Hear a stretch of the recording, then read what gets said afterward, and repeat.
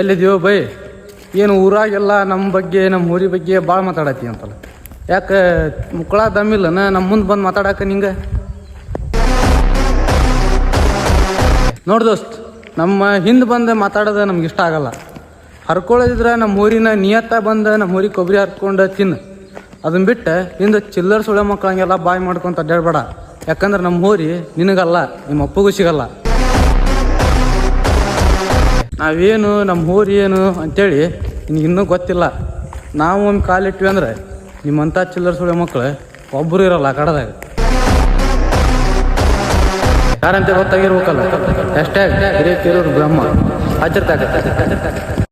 ಏನು ಬಗ್ಗ ಮಗ ಅಲ್ಲ.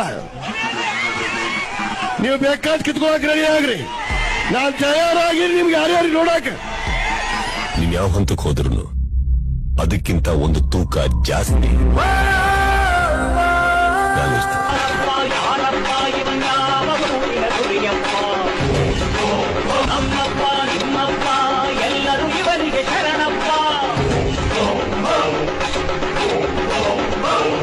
ಇವನ್ ಹೆಜ್ಜೆಯ ಇಟ್ಟರೆ ಇರುಗಾಳಿಯ ಅಪ್ಪನ